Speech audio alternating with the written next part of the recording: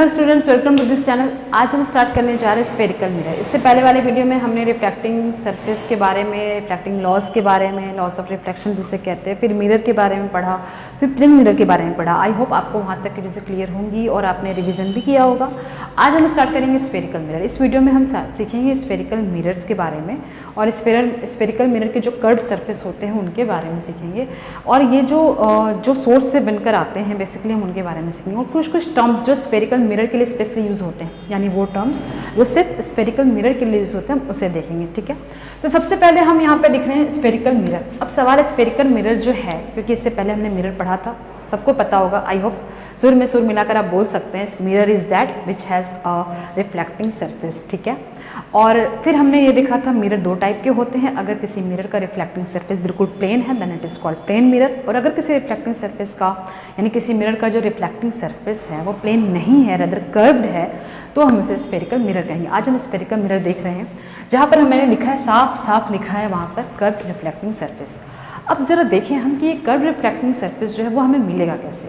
Very simple, आपने करना क्या है, आपने उठाना है एक कांच का यानी ग्लास का बना हुआ हॉलो स्फेरिकल बॉल।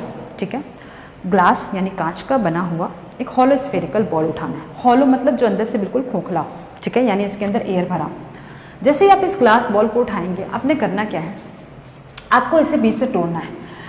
ऐसे ना तोड़ें, बीचों बीच ना करें, बीच से यहाँ से मानने कट करते हैं। आपने यहाँ से इसे कट किया, डन।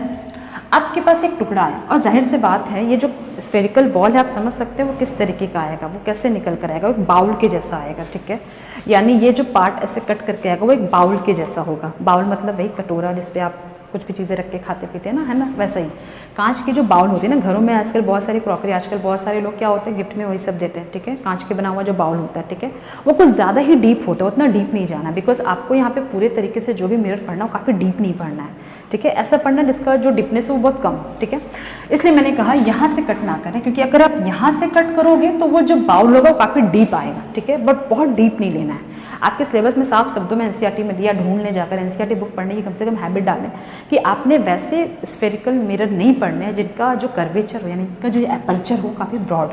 आपने वैसे ही स्फेरिकल मिरर पढ़ने हैं जिनका जो कर्वेचर है वो काफ़ी डीप ना हो। ठीक है, तो बस हमने यहाँ से इसे कट किया। हमने कहाँ से कट करना इसे पसंद किया है, यहाँ से। अब करना क्या है, आपके हाथ में एक टुकड़ा आया, कांच का एक टुकड़ा आया, टुकड़ा मतलब इन द सेंस वो बाउल जैसा, ठीक है, डीप, जिसमें आप पानी भरना चाहें तो भर जाए। ठीक है, तो यहाँ पर एक टुकड़ा आया, दिस वन इज, मानने की वो जो टुकड़ा है वो इस तरीके का, इसे हमने लिखा। ठीक है, शुरू से मैं हर वीडियो में ये बातें बोलती आई हूँ कि आपने पॉलिश हमेशा राइट की तरफ करना है, एंड और इस तरीके से कि आपका लेफ्ट वाला जो मिरर का पार्ट हो ना वो रिफ्लेक्टिंग हो जाए। तो आपको इसे पॉलिश किधर की ओर करना है, आपको इसे पॉलिशिंग करनी है इस साइड। ठीक है, हमने इसे पॉलिश कर दिया।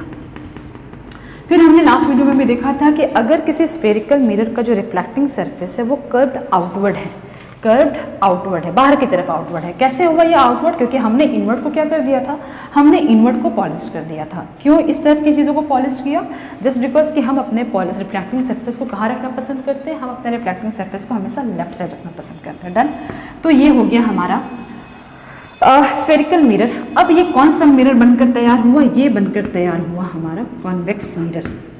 Done, this is the convex mirror. Convex mirror में जो कर्व्ड स्फेरिकल सरफेस होता है वो कर्व्ड जो होता है वो आउटवर्ड होता है। इसके ठीक अगेंस्ट आपने करना क्या है, अब अगर इसी टुकड़े से आपको काम चलाना है तो आप इसी टुकड़े से काम चलाने, या तो फिर इस टुकड़े से इस्तेमाल करते हैं, इसको ऐसे पलटते हैं। ठीक है, यानी यानी यानी यानी ये बात हुई कि ये जो टुकड़ा है इससे आप दोनों चीज़ बना सकते हैं, आपके पास दोनों ऑप्शन हैं। इस टुकड़े से आप चाहे तो इस कन्वेक्स मिरर बना लें, या हो सकता है मेरी मर्जी आपकी मर्जी, आप इससे कॉनकेव मिरर भी बना सकते हैं। कैसे, हमने इसे ना पसंद करके हमें पसंद है कि मैं इसे क्या बना लूँ, कॉनकेव मिरर। आपके पास टुकड़ा तो ये आया, नो डाउट ऐसे ही आया ना, ऐसे ही टुकड़ा आया था ना, आपको इसे पलट देना है। ठीक है, इसे ऐसे यूँ उठा के ऐसे रख देना है, रख दिया आपने। अब आपने करना क्या है, अब आपने करना है कि इसके जो आउटवर्ड कर्व सरफेस है उसको पॉलिश कर दें। इसे पॉलिश कर रहे हैं आउटवर्ड कर्व सरफेस को। अब आप कहेंगे क्यों ना ऐसे ही आपने कर दिया पहले ही, तो मैं इसलिए ऐसा कहती हूँ क्योंकि आपको पूरे चैप्टर में एक साइन कन्वेंशन सिखाया जाएगा, पढ़ाया जाएगा, हो सके बहुत कोई आपको रटवाएं भी, बट उस साइन कन्वेंशन को रटने से बचने के लिए एक कन्वेंशन याद बस रखो, वो क्या कि आपको रिफ्लेक्टिंग सरफेस हमेशा किस साइड रखना चाहिए, आपको रिफ्लेक्टिंग सरफेस हमेशा लेफ्ट साइड रखना चाहिए। अगर कोई क्वेश्चन में राइट साइड करके कुछ भी करके आया है, आपको रिफ्लेक्ट लेफ्ट साइड लगाकर ही उस पर लॉज लगाएं, उस पर कन्वेंशन लगाएं, आपके सारे न्यूमेरिकल्स बिल्कुल करेक्ट होने वाले। इसलिए इस ट्रिक को बिल्कुल ना भूलें। इसलिए हमने इस ऐसे ना अपना के इसे हमने इस तरीके से किया है। Now this is what kind of mirror, this one becomes the concave mirror. Done. तो आप यहाँ साफ देख सकते हैं कि ये जो मिरर है, जहाँ पर आपको कहीं भी प्लेन सरफेस नहीं मिलने वाला है, आपको पूरी तरीके से कैसा सरफेस मिलने वाला है, कर्व सरफेस मिलने वाला है। कहाँ से ऑब्टेन हुआ, हॉलो ग्लास स्फेयर, है ना। हॉलो ग्लास स्फेयर से आपने एक छोटा सा टुकड़ा काटा और उस टुकड़े से आपने जैसे मर्जी आपने वैसा बना लिया। आपकी मर्जी थी कॉन्वेक्स बनाने की, आपने इनवर्ड सरफेस को पॉलिश कर लिया। आपकी मर्जी थी कॉन्केव बनाने की, आपने आउटवर्ड सरफेस को पॉलिश कर लिया। अब एक एग्जाम्पल, यानी अब एक छोटा सा क्वेश्चन पूछा जाए तो आप कैसे जवाब दोगे। इसे हम हटा दें, कैसे बनाना आपने सीख लिया। अब इसे हम हटा दें, इसे आप देखेंगे ऐसे। अगर किसी ने इस हॉलो स्फेयर, इस कांच के हॉलो बॉल को बाहर से पॉलिश कर दिया। कहाँ से पॉलिशिंग हुई है इसकी, लेट के इसकी पॉलिशिंग हुई है बाहर से, इसकी पॉलिशिंग हुई है बाहर से, ठीक है। अगर इसकी पॉलिशिंग बाहर से हुई है, आप जाएं कोई भी टुकड़ा कट करके लें, कोई भी टुकड़ा, मैंने कहा कोई भी टुकड़ा आपको कट करके लेना है। कोई भी टुकड़ा जैसे ही आप कट करेंगे, जैसे कोई भी टुकड़ा को आप कट करेंगे तो कोई भी टुकड़ा कट होगा तो किस तरीके से जाएगा, आपको किस आउटवर्ड सरफेस को आपको पॉलिशिंग करनी है, ठीक है। आप यहाँ से टुकड़ा, अगर इस जगह से टुकड़ा इस तरीके से पीस काटते हो, कट करते हो, तो आपका कैसा मिलेगा, ये मिलेगा। डन, देख सकते हैं आपने कहा नहीं यहाँ से नहीं कट करेंगे, यहाँ से कट नहीं करेंगे, ये वाला कट करेंगे, अगेन देख लें, ठीक है। या फिर कोई जन यहाँ से कट करता है, क्या हो क्या रहा है इस पूरे जगह में, हो क्या रहा है इस पूरे जगह में, आउटवर्ड सरफेस यानी जो आउटवर्ड कर्व्ड सरफेस है that will be the polish surface, और जो इनवर्ड सरफेस है that will be the reflecting surface. यानी जब आप स्फेरिकल ग्लास को बाहर से पॉलिश करेंगे, स्फेरिकल ग्लास को जब आप आउटसाइड सरफेस से पॉलिश करेंगे, you obtain the concave mirror. इस चीज़ को ध्यान दे, हो सके क्वेश्चन यहाँ से भी पूछा जाए, what kind of mirror you should obtain, what kind of mirror you get obtained, you obtain when the spherical glass ball, the spherical hollow glass ball is polished from their outer surface। Question अगर ऐसा आ जाए कि अगर spherical glass ball surface को आपने बाहर से polish की है, या आपको वैसा ही बाहर से पॉलिश किया हुआ बॉल मिलता है और उसे अगर आप कट करते हैं तो आपको किस टाइप का मिरर मिलेगा, यू कैन ईजिली सी कि हमें किस टाइप का मिरर मिल रहा है, हमें मिल रहा है कॉनकेव मिरर। डन। इसके ठीक अगेंस्ट आप इस पॉइंट को लिख लें, इस पॉइंट को लिख लें।